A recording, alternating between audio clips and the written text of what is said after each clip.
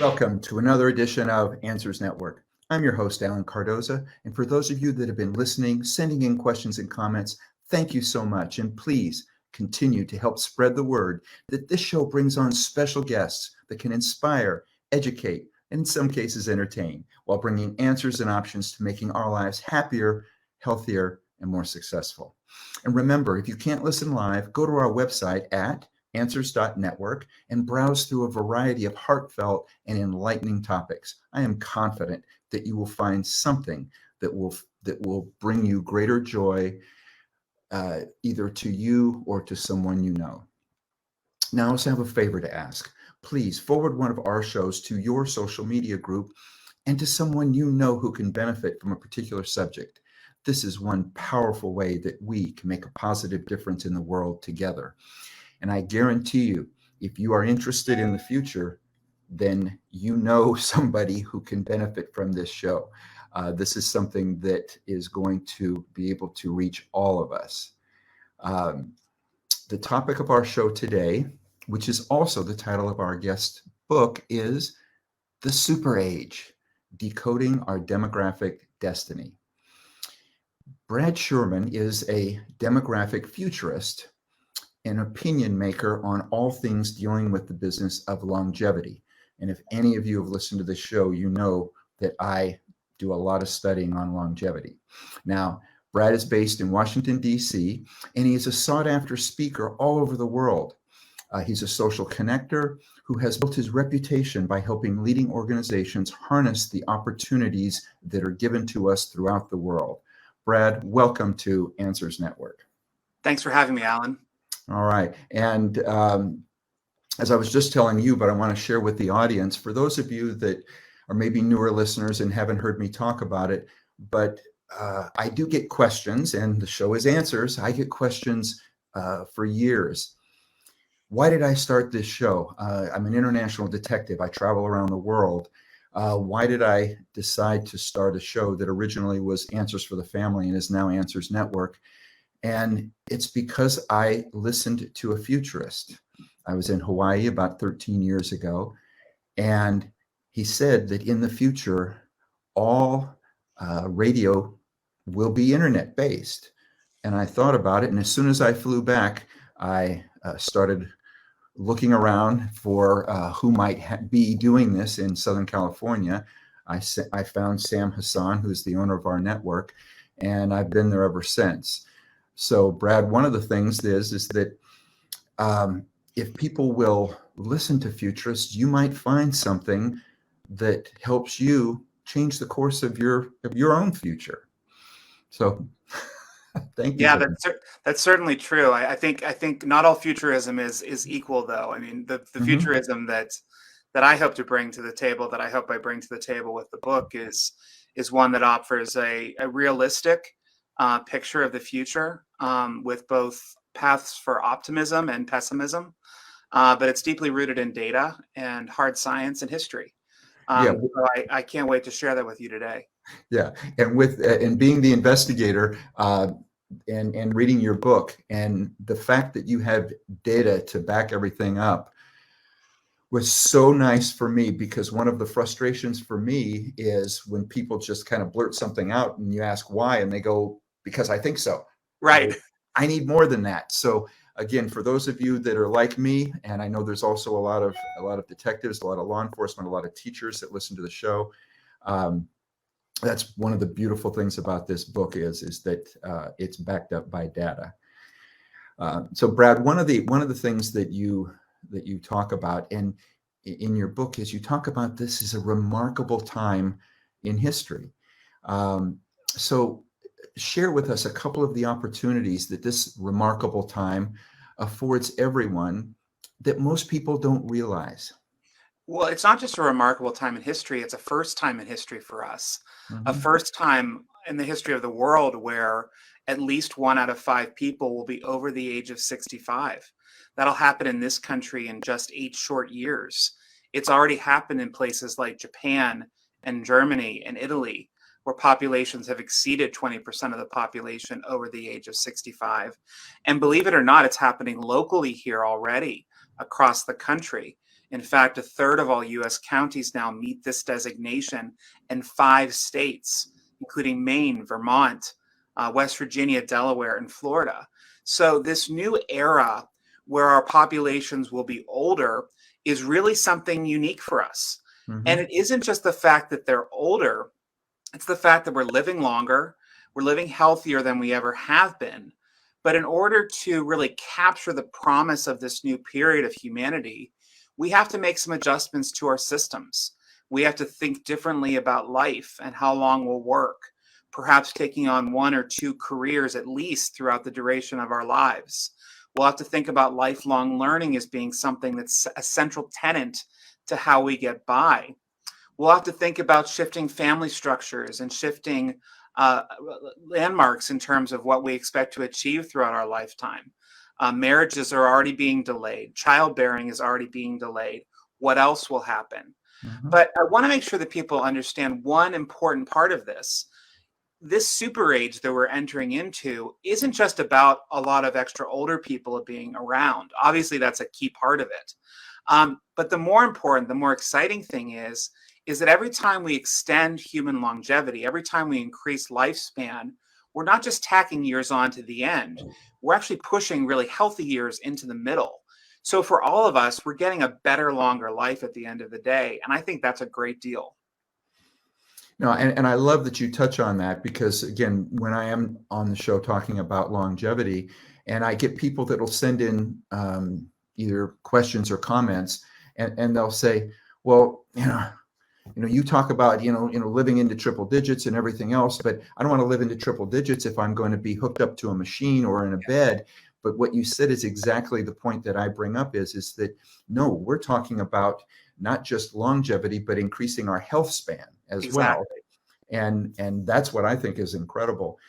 Talk a little bit about also the experience that we're able to continue to either keep in the workplace or at least keep available to those that are still trying to work. Yeah, I obviously think that there are some adjustments that need to be made here, both from an employee perspective, but also an employer perspective. And the reality is we just have to work longer. I know people don't like to hear that up front, but when you dig into the reality of working longer, it becomes a lot more pleasant. Not only does it keep us connected as consumers, but believe it or not, it's actually good for our health. Not just our economic health, but also our physical health. We stay healthier longer when we're engaged in work. Men in particular really reap health benefits from being engaged in employment, in large part because it drives socialization. We build our social networks within working environments. So by staying engaged for longer periods of time, whether that's full-time, part-time, volunteer, gig, or anything in between, it's typically good for us at the end of the day. And yes, there are always going to be those people that say, man, did I love retirement? Boy, do I love retirement. Those multiple rounds of golf each day, that really makes my life purposeful. That gives it meaning. But I can show you 9 others out of that 10 that will say otherwise, that will say they missed something about their working years. So as we enter this new period, we have to reimagine what work actually looks like. Maybe it is a part-time gig. Maybe it is working in a completely different profession than you did before. Maybe it is taking on a different role within your enterprise. Maybe with the teachers or the law enforcement officers that you have on here, it's supporting those networks that they worked in for years in just a different capacity. All of that is possible in the future. Yeah, and you touched on, and which you also touch on in the book, the concept of multiple careers, that we've gotten away from you get one job and you stay in it. And for those people that are thinking, no, I don't, I don't want to keep working. I've been going all my life to reach that retirement point, is maybe just change how you look at it. Don't look at it as working, look at it as finding a way to gain an income from something that you love. Yeah, and it's not just income, it's purpose. Yes. And it's interesting, within our language, within the English language, we don't really have a good word for this. I mean, purpose is a word, but we don't really have something that has a robust meaning. The French have the raison d'etre, the reason for living. The Japanese have ikigai, which is this kind of balancing of purpose and life and work all together. And we as people, as individuals, can really seek this out in a much more holistic way.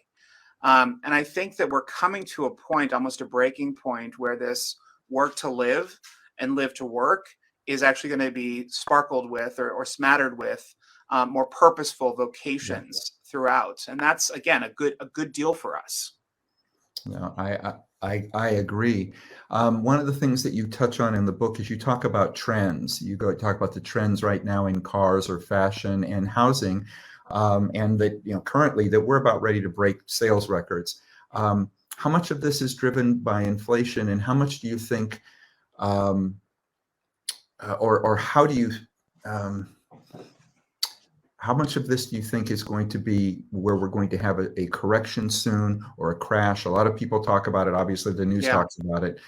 Um, and along with that, also talk about how it actually can bring communities closer together. Sure. Well, I think from an economic standpoint, a couple things are happening here. Our systems are predicated on growth, and mostly population growth, workforce and labor force participation growth. That's how our systems are designed. And in fact, for most of the 20th century, for all of the 20th century, in fact, we were growing, and we were Mhm. growing at an exponential rate. So around the turn of the last century, from 1900 at the 1900s mark, we were at about 1.8 billion people. But today we're approaching 8 billion people rather quickly. That's a remarkable feat. So for all of these decades, we've had this glut of consumers, we've had this glut of workers that have actually driven down costs overall. Well, during the pandemic, not only do we have these forces that were dragging down trade, making the supply chain more challenging to fulfill its Right. promise, but also we had a lot of workers leave. A lot of people retired. They left because they were forced out, or they left because they were fearful of their health, or they just thought it was a good deal at the time to walk away. But Mhm. this left a hole in our employment system that really drove up labor costs, and labor costs are a driver of inflation. So when will the bow break? We will see a correction sometime soon. The marketplace goes in cycles like anything else. The big question is, where will it snap first? But we will see a correction in the near future. Um, And that shouldn't worry you, Alan. I mean, we no. go. What I'm saying is, can you narrow down the term near future? Uh, I would say that it largely depends on what's happening in Ukraine right now. That will drive the stability of the marketplace. And this is where the crystal ball becomes a little harder to see through when you have a number of extenuating factors that are running into demographic patterns at a pretty fast rate. Most of my predictions in the book were updated because of the pandemic. But prior to the pandemic, most of these things that we're experiencing right now, we weren't expecting to experience for another 10 years or so following the demographic patterns. But of course, when you have disruptive events, that can throw off the path of certain other events. So we have to be cautious of those. So when taking a look at the larger marketplace, we're seeing a real flood of cash into housing right now. The housing market is through the roof. There are Mhm. specific housing bubbles that have really popped up in other markets that make the one here look tame. China's in particular is very dangerous right now. I think where we'll see most of the economic stability in the near future will be coming out of China because their demographic population mix is just a bit weaker than ours.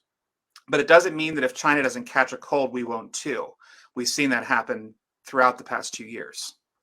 Right. So you think, as far as a correction, that it will occur in China first, Yes. and then there'll be a a ripple effect, I guess, as it Yeah, goes through the and rest of the the world. question is, how big will the ripple be? Hmm. China's economy has really slowed down during the pandemic for a number of different reasons, but China's demographic profile has really changed too. China is one of the few countries that actually suffered from population decline in the past few years. That's very rare for a country to experience that. It will obviously become a lot more common in the super age as populations age out, as we start to shrink as a global society. That's not necessarily a bad thing, but based on our structures that are predicated on growth, it is. We'll see it as a negative in the near future. Whereas in terms of the long-term future, it's actually a real net positive at the end of the day. Well, if I could hand you the magic wand Hmm. and you could make some decisions or policies, what are some of the ones that you would make that would start steering us in the right direction? My immediate investments would be in rural America, first and foremost. And in terms of a Tennessee Valley Authority type approach to digitization of those environments, making sure that those communities have access to at least 5G technologies so that they can stay attached to and compete with the global economy. Also, that offers incentives for people who have migrated to the coast reasons to move back into the center. Um, Mhm. Having a good age mix within a community is part of what makes a community healthy. Right now, across rural America, we're really struggling with keeping populations up. You're seeing a population that's very old and very white and very monocultural. And there's nothing wrong with that being the reality. It's just not a sustainable reality for these people in these towns across the country. And in a state like Iowa, 99 of their counties are in population decline right now. That's not good for a state long term, and it has a ripple effect, obviously, like anything else. First you see the schools closed, then you see the post office, then you see the bank, then you see the retail environments. All this stuff kind of falls around these towns if you don't keep them up and keep them flush. I also think we need to make some critical investments in lifelong learning. It's nothing Mhm. short of insane that we spend the amount of resources that we do of getting people into adulthood, but we do nothing afterwards. We prepare no one for elderhood. We prepare no one for middle life. We prepare no one for getting old. Those types of resources we need to have in place. And the last part is we really need to make critical investments in our infrastructure to allow for mobility, getting people from point A to point B. Right now, if you live within an urban environment, you have great access to transportation. But the further you get outside of there, the more reliant you are on a car. Well, guess what happens when people get older? The first thing they lose is their mobility, their ability Right. to get around. So we want to be able to have that ability, that reality for folks, just no matter where they live. And obviously, automation within cars is a promise for the future. But going Mhm. back to the first point, it can only happen if the right digital networks like 5G are in place. Makes perfect sense.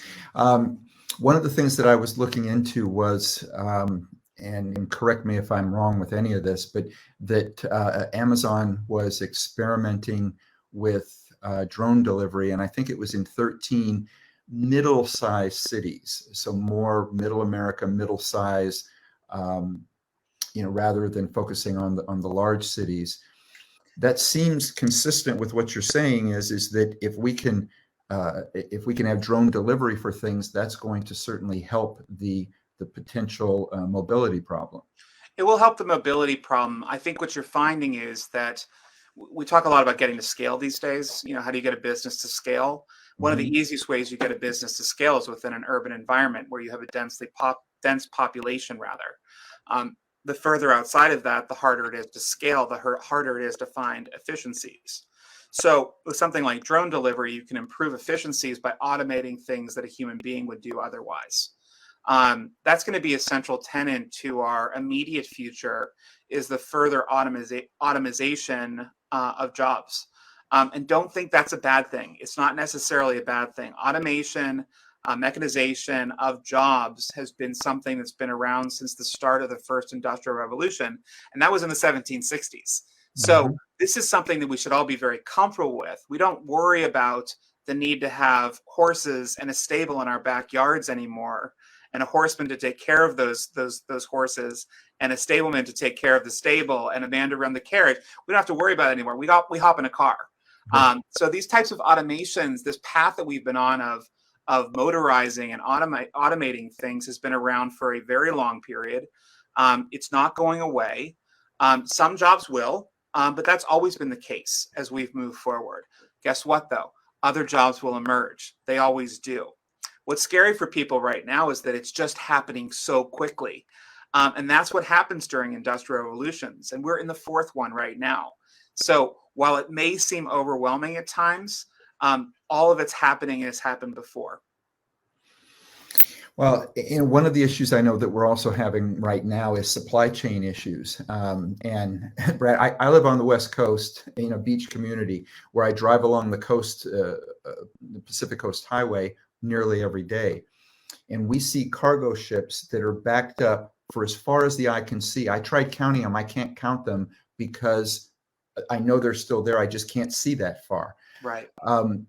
So what are your thoughts on this problem, and how do you see this playing out in the near and further future? Because it sounds like with what you're saying with automation, we may be behind in certain areas to allow this to happen. Well, things are going to start coming home. That's what we have to remember and in fact get very excited about, is that a lot of that manufacturing will be returning to our shores. I think that if we've learned anything about this period is that while we do depend on a global economy, we do need domestic stability of products and services. We need things to be made here like light bulbs, for example, which are very hard to find made in the US anymore. This is part of our, should be part of our defense protection for the country, is to have production defense as well. The ability for individuals to be able to buy food without having a challenge to it. And this is one way to get there, is by bringing more of this manufacturing, bringing more of this production home. Now, people don't always like to hear something like this because it sounds contrary to this march towards globalization that we've been on for quite a significant period of time. But it's not anti-globalism. I don't want there to be any misconstruction of my argument here. It's actually pro-globalism, but it's also pro-America. And there is one way to get behind this, and it's by engaging in a support of our domestic industries as much as we can. Yeah, when you mentioned light bulbs, well, one of the reasons why I'm told that automobiles are so expensive now is the fact that we can't get parts because we don't make any of them here anymore. Yeah, well, I mean, obviously, NAFTA was less impacted by COVID than other trade networks, but that doesn't mean that it wasn't impacted at all. I think what you'll see is that supply chains will change. They'll adapt, where you'll have local manufacturing centers. What we've all come to realize, I think, during COVID is that China cannot be our warehouse. China cannot be our manufacturing center.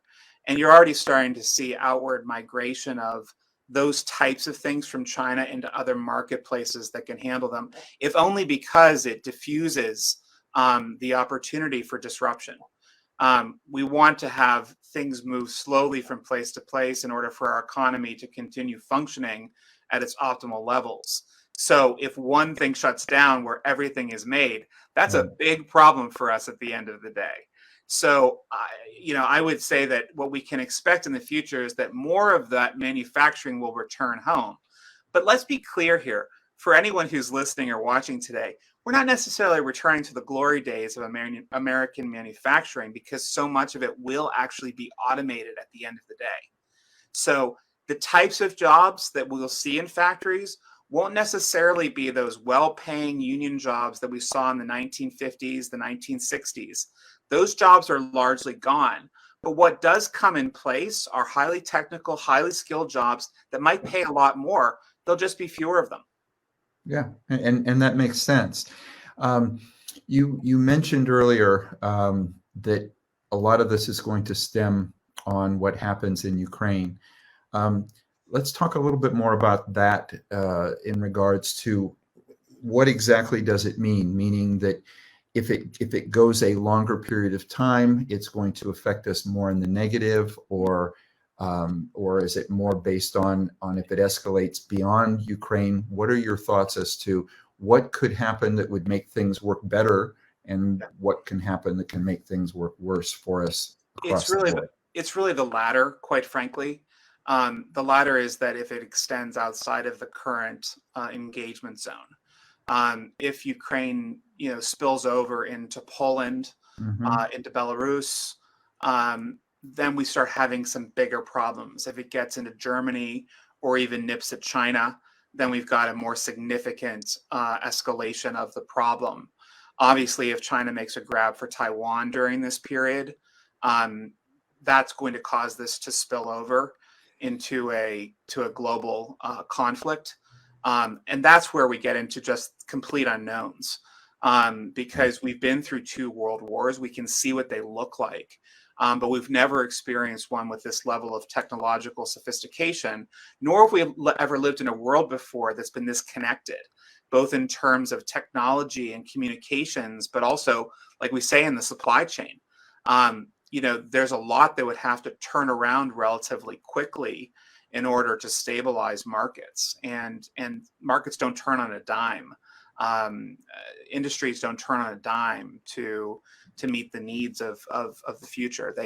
They're obviously things that have to come into play, like skilling up a workforce, building factories, and the like.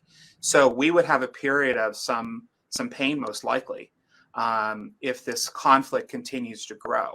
I'm hopeful that it stays contained at this point, but it just takes one bad actor. It takes one mistake. It takes one missile flying over the border into a place it doesn't belong, one rogue actor. We have to remember that, wars were started with far less than a bomb hitting the wrong target. You have to remember that the First World War was started with Archduke Ferdinand being shot in Sarajevo.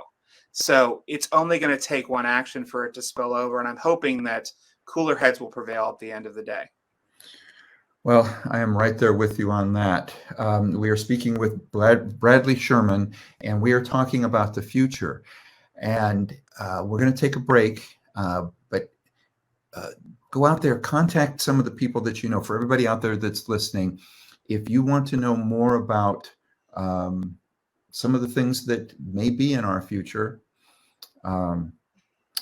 let them know that they can tune in now. And we're going to talk a little bit more about,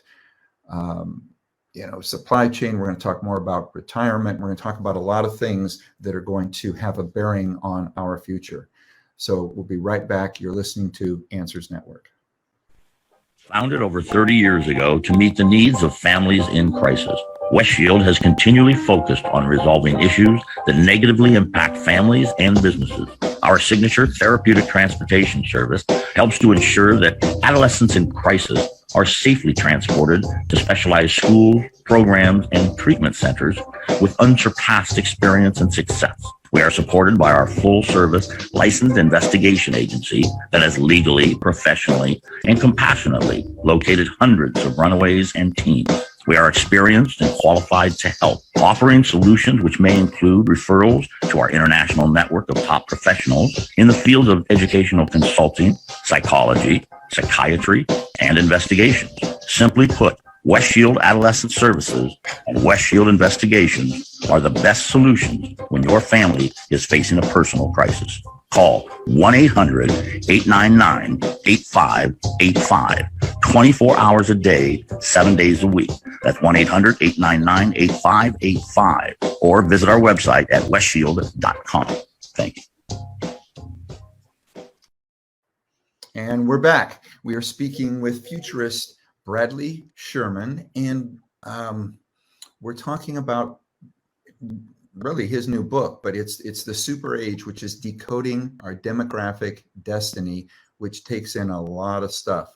So Brad, one of the things that I want to talk about, and I don't know that it's necessarily falls under demographics, but which has to do with happiness. So countries like Bhutan, Norway, Sweden, and such, they rank way ahead of the United States when measuring a country's happiness quotient, and they actually measure that.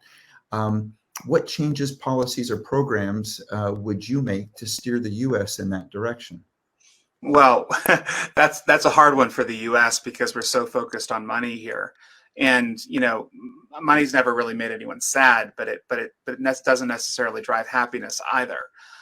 With that in mind, when we move into this new era, when we may have shrinking marketplaces, there's only a couple ways that we can continue to grow economically, and one of those is through finding efficiencies.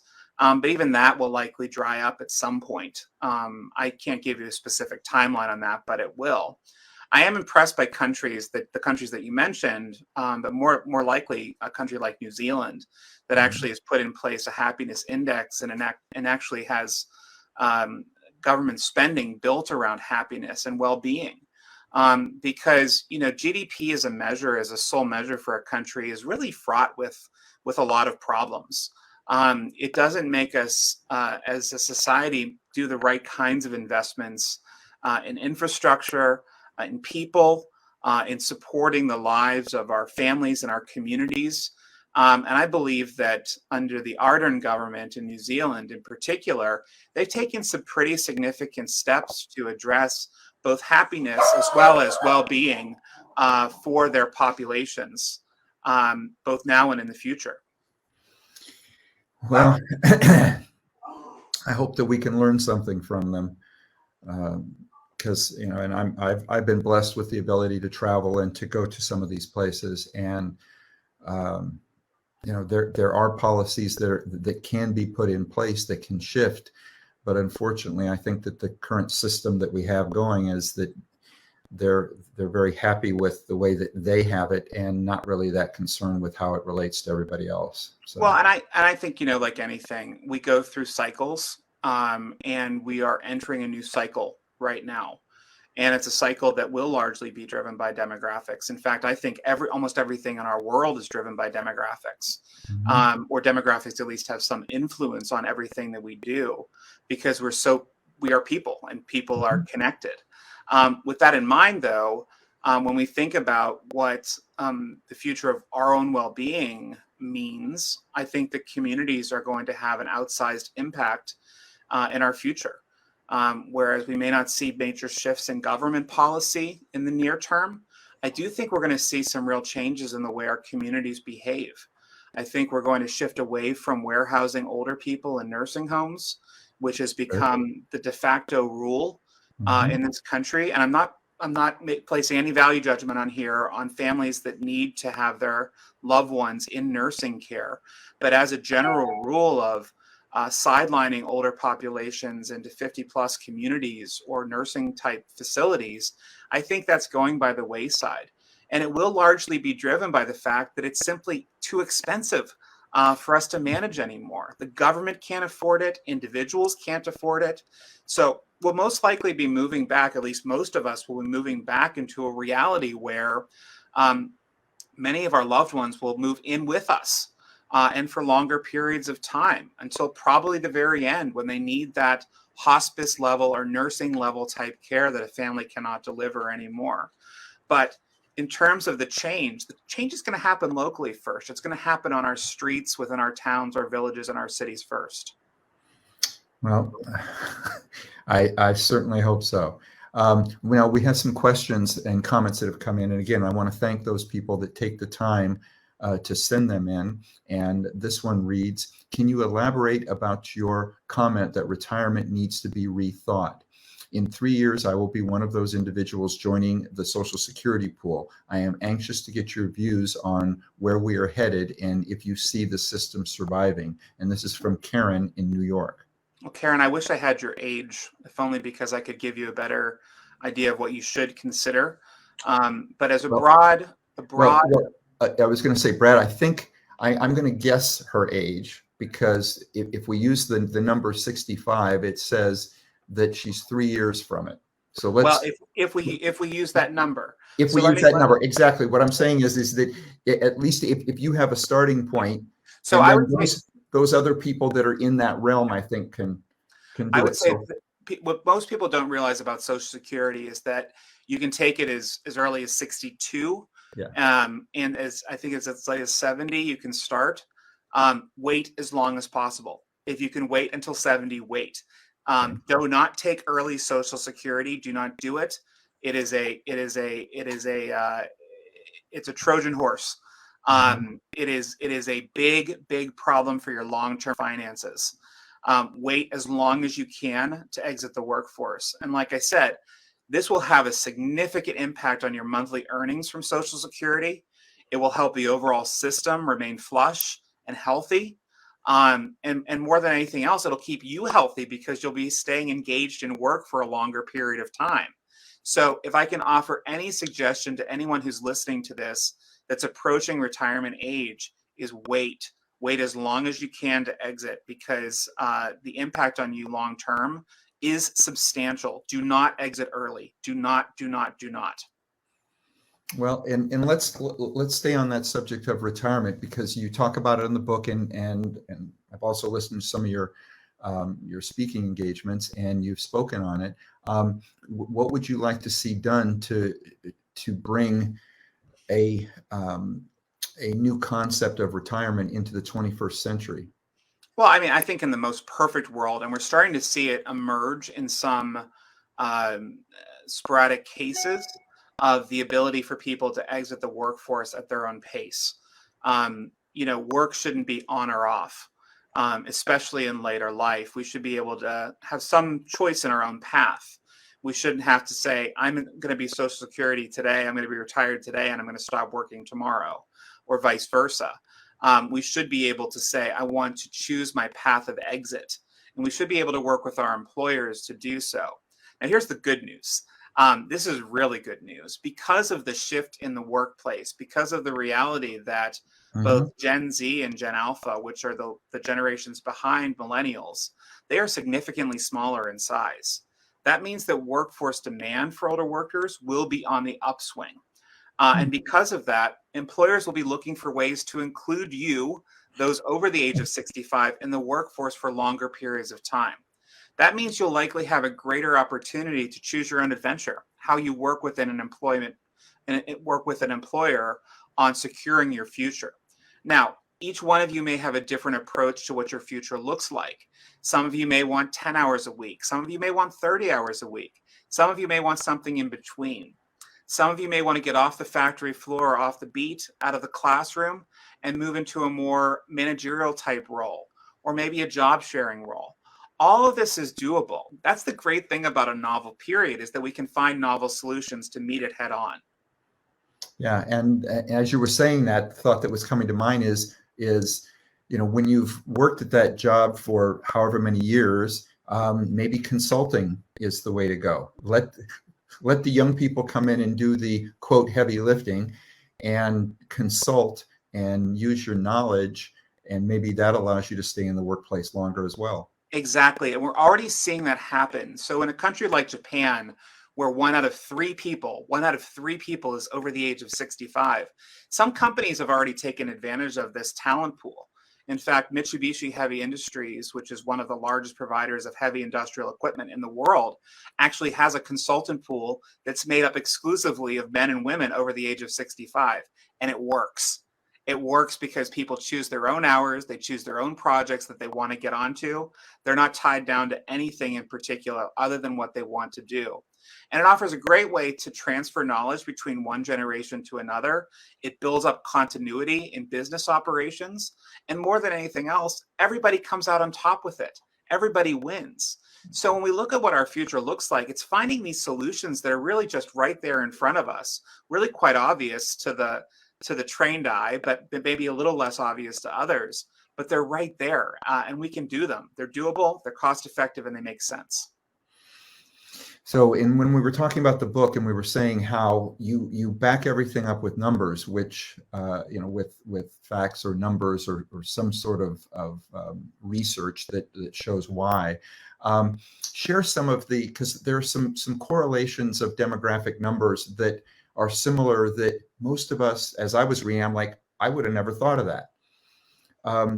So share some of the things to where the correlation of demographic numbers are similar, but yet you've figured out how that equates to something else, and yet most of us wouldn't have ever thought about that.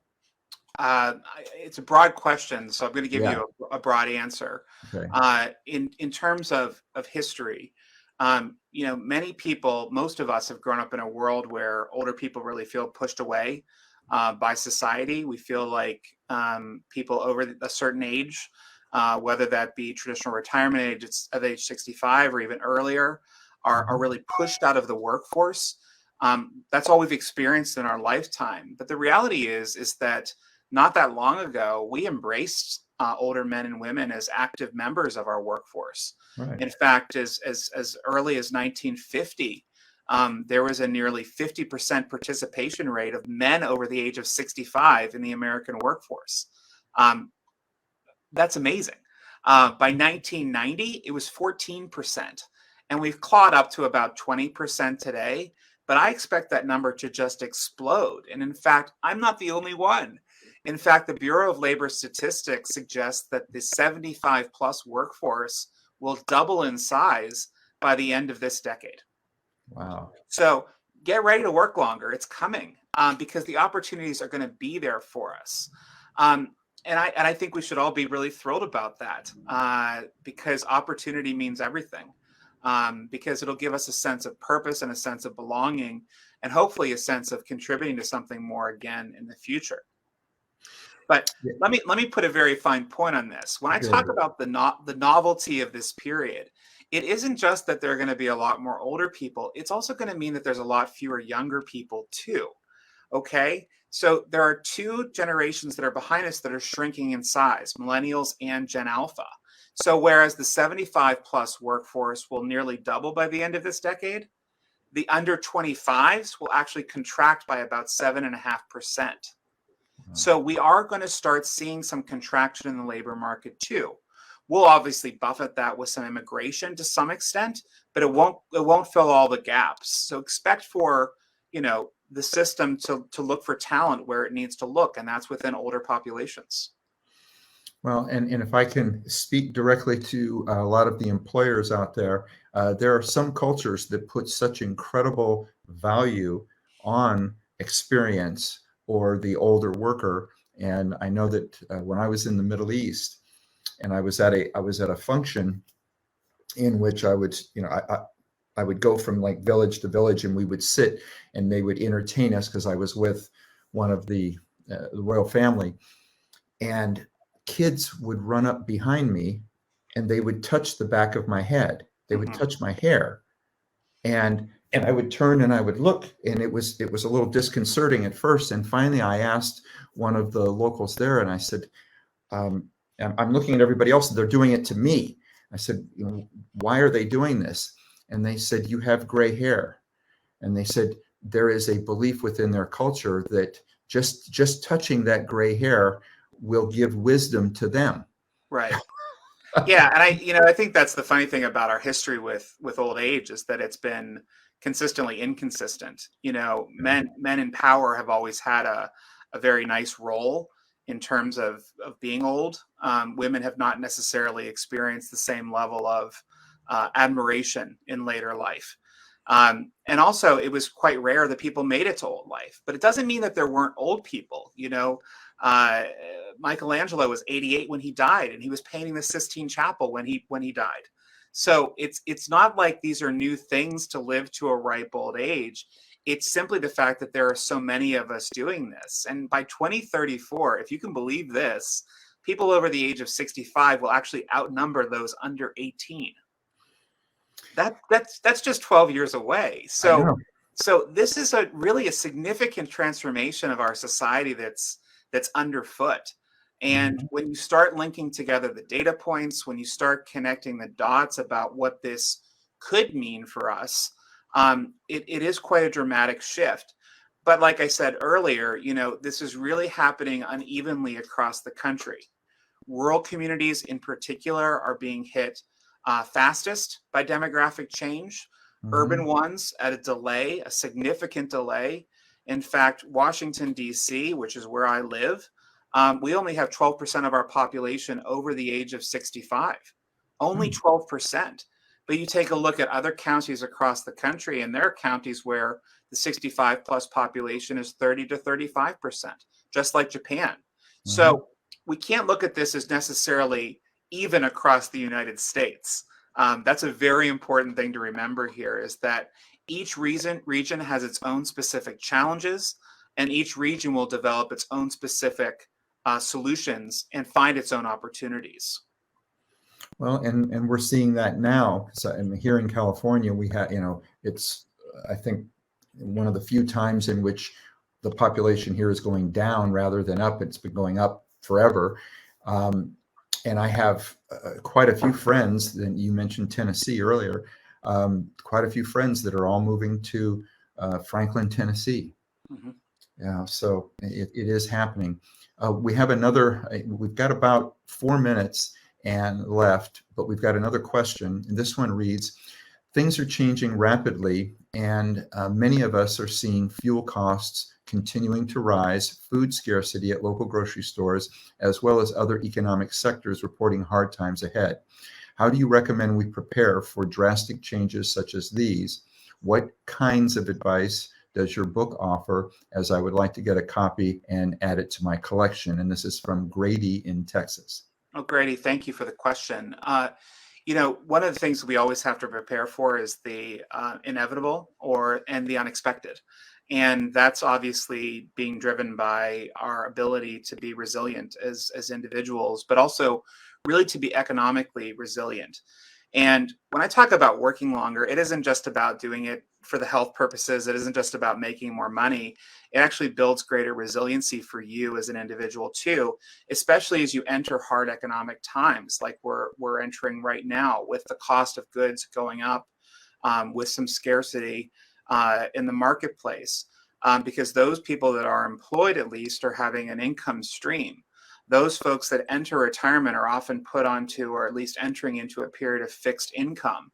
And as we know, the government can only move so fast to deliver relief, and offering a cost of living adjustment in the middle of such an inflationary period is very difficult for the government. It rarely happens.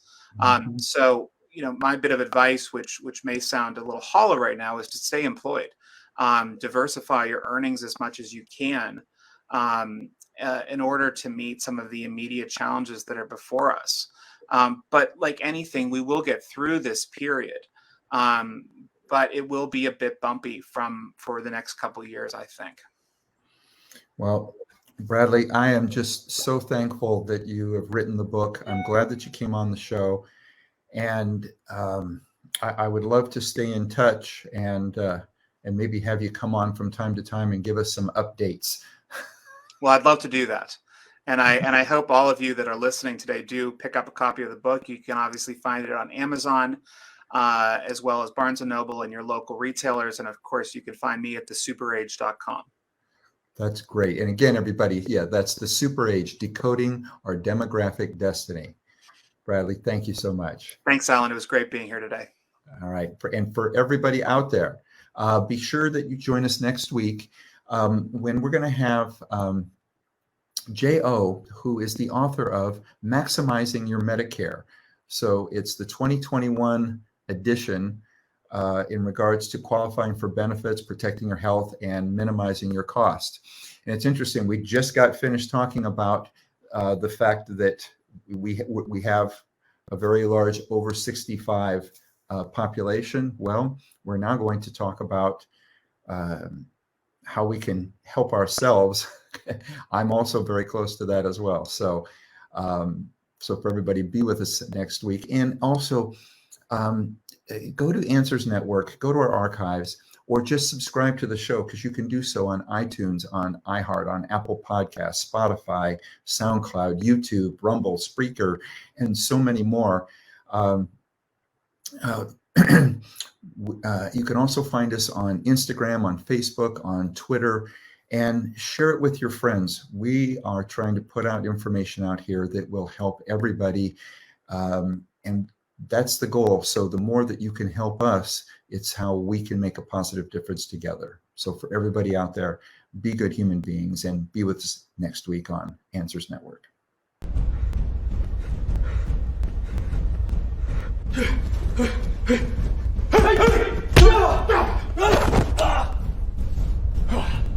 Here, apply this to anywhere it hurts. It'll reduce your physical pain. Thank you, Sensei. What about the emotional pain? We'll learn to block a slap. You don't spar with the Sensei.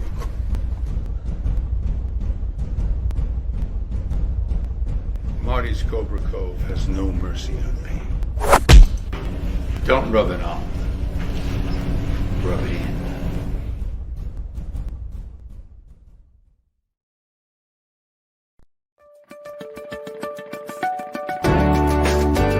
You're listening to Answers Network with Alan Cardoza, only on LA Talk Radio.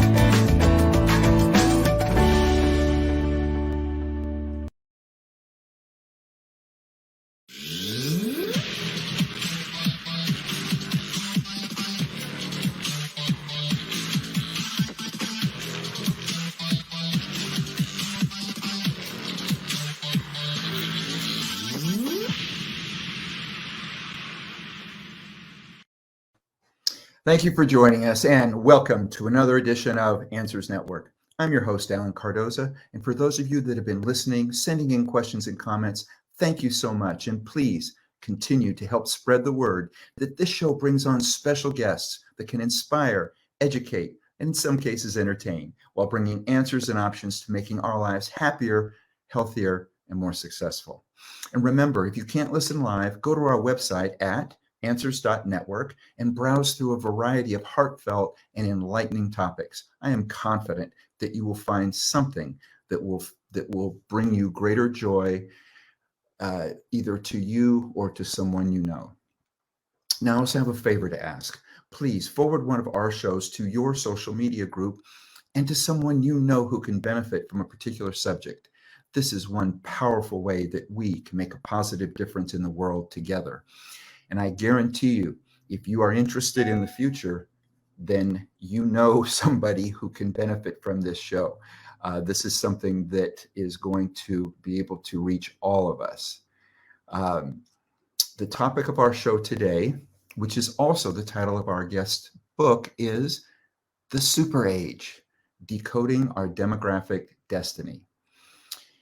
Brad Schurman is a demographic futurist, an opinion maker on all things dealing with the business of longevity.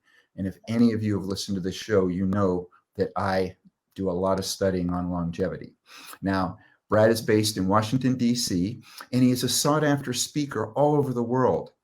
He's a social connector who has built his reputation by helping leading organizations harness the opportunities that are given to us throughout the world. Brad, welcome to Answers Network. Thanks for having me, Alan.